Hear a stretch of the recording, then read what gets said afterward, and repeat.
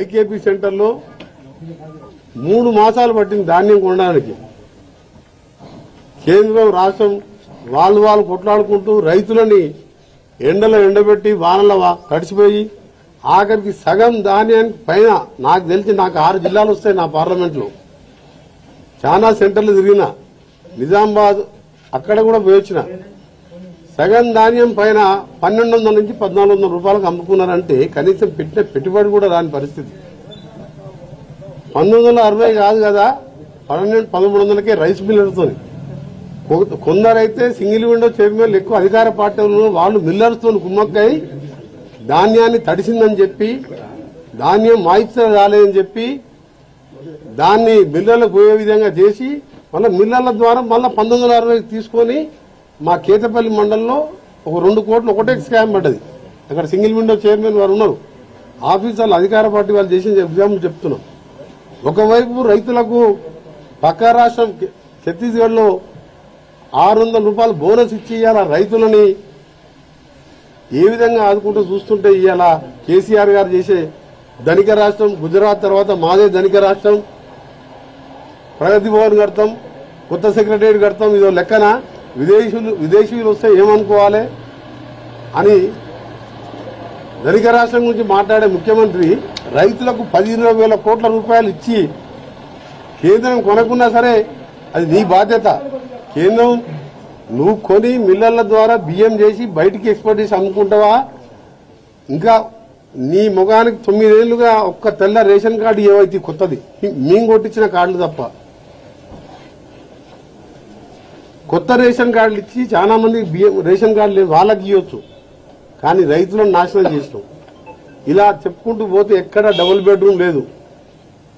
నువ్వు గజ్వేలు 15,000, దాదాపు నాకు తెలిసి సిద్దిపేటలో 16-17,000, సిరిసిల్లలో 16-17,000 ఇల్లు మొదలైనట్టు నాకు తెలిసి నిన్న కేటీఆర్ కొన్ని ఓపెన్ చేసిండు సిరిసిల్లలో. అంటే ఆ 3 కాన్స్టిట్యున్సీలు అక్కడనే డబుల్ బెడ్రూమ్, అదే రాష్ట్రం వాళ్లకు, అది ఆ 3 ముఖ్యమంత్రి. మా నల్గొండ అసెంబ్లీ కానీ నా భువనగిరి పార్లమెంటు 7 కాన్స్టిట్యున్సీలో ఉదాహరణకు చెప్తా. 2సారి ఎంపీలే గొంగిడి సునీత ప్రభుత్వ విప్పు వంగపల్లి ఆమె సొంత ఊరిలో 440 ఇళ్లు కట్టిండు. ఎప్పుడు 6 ఏళ్లకి 40 ఇళ్లు కనబడితే మన పోయి చూస్తే సగం మునిగిపోయినాయి వర్షాలు చెరువులో కడితే. మొత్తం ఆలేరు కాన్స్టిట్యూన్సీలో 100 ఇళ్లు కూడా కట్టలే. ఆమె సొంత ఊర్లో 40 ఇళ్లు కడితేనే ఓపెన్ కాలే, 7 ఏళ్ల కింద మొదలైంది. అందుకని ఇన్ని సమస్యలు పెట్టుకుని కేటీఆర్ గారి స్టేట్మెంట్ చూసినాం. నిజంగా అది నవ్వాలనో ఏడవాలనో అర్థం కాలే. కేసీఆర్ గారి జన్మదిన ఉత్సవాలు 3 రోజులు ఘనంగా చేస్తారంట.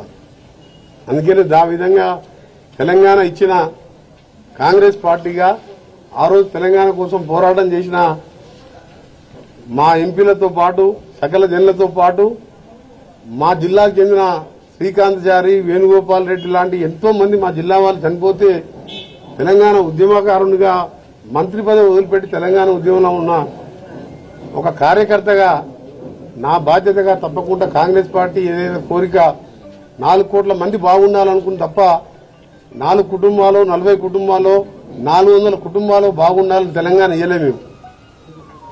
అందుకే దాని మీద ఏ విధంగా ఈ సంవత్సరం కష్టపడి కలిసికట్టుగా ముందుకు పోవాలని చెప్పి చర్చించడం జరిగింది. దాని మీద కార్యాచరణ పిసిసి ప్రెసిడెంట్ గారు మిగతా సీనియర్ నాయకులతో మాట్లాడి తప్పకుండా ప్రజల్లోకి పోతాం. కలిసికట్టుగా కాంగ్రెస్ పార్టీ తెలంగాణ 60 సంవత్సరాల కోరిక నెరవేర్చిన సోనియా గాంధీకి రుణం తీర్చుకోవడమే కాకుండా ఈరోజు తెలంగాణలో ధనిక రాష్ట్రం అయినా సరే పేదవానికి చెందాలి ఆ డబ్బు తప్ప ఇలా ఆంధ్ర కాంట్రాక్టర్లకు వాళ్లకు వీళ్లకు 4 లక్షల కోట్ల అప్పులు చేసి ప్రతిసారి ఉప ఎన్నిక ఏడ జరిగినా ఆడ హుజూర్ నగర్కి వెళ్లి మొదలు పెడితే హుజూరాబాద్ వరకు ఎన్నికొచ్చినప్పుడల్లా వారం రోజుల్లో డిఎస్సి నోటిఫికేషన్. అదే ముఖ్యమంత్రి గారు మొన్ననే చెప్పినావు 7,500 ఇంగ్లీష్ మీడియం పెడతా అని చెప్పినావు. ఎక్కడున్నాయి పోస్టులు? ఎంతమంది రిటైర్ అయినా 8 ఏళ్లలో ఒక్క డిఎస్సీలే. బద్ద వ్యతిరేకి కిరణ్ కుమార్ రెడ్డి తెలంగాణకు ఆయన హయాంలో 3 సార్లు డిఎస్సీ నోటిఫికేషన్ వచ్చింది. ఎప్పుడు 10,000 మంది రిటైర్ అయిందంటే ఎమ్మటే డిఎస్సీ ఇచ్చే కాంగ్రెస్ ప్రభుత్వం కానీ గత ప్రభుత్వాలు కానీ. ఎందుకంటే ప్రాథమిక విద్య ప్రాథమిక వైద్యం అనేది ప్రభుత్వాల ప్రాథమిక బాధ్యత. కనీసం 9 ఏళ్ళకి ఇవ్వకుండా సరే ఇంగ్లీష్ మీడియం అన్నావు, స్కూల్ అన్ని ఆధునీకరణ చేస్తున్నావు అని కూడా నెలైంది, ఎందుకు నోటిఫికేషన్ ఇవ్వలేకపోతున్నావు? ఒకసారి సమాధానం చెప్పాలి. అందుకనే నీ కేటీఆర్ గారికి చెప్తున్నా, మీ నాయన జన్మదినాన్ని వారోత్సవాలు చేసుకో, నెల సంబరాలు చేసుకో.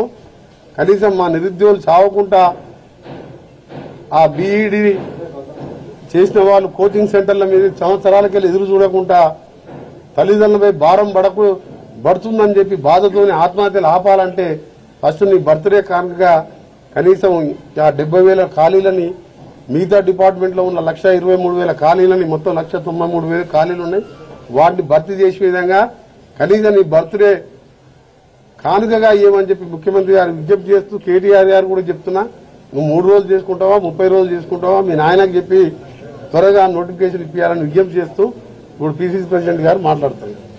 హాయ్ ఫ్రెండ్స్, మా టుడే టుమారో యూట్యూబ్ ఛానల్ చూస్తున్నందుకు చాలా థ్యాంక్స్. మరిన్ని లేటెస్ట్ వీడియోస్ కోసం వెంటనే సబ్స్క్రైబ్ చేయండి. అలాగే ఈ బెల్ ని కూడా రింగ్ చేసేయండి. మా నోటిఫికేషన్స్ అన్ని మీ మొబైల్లో వస్తాయి. అలాగే మా వీడియోస్ మీకు నచ్చితే లైక్ చేయండి, షేర్ చేయండి, నచ్చకపోతే కామెంట్ చేయండి.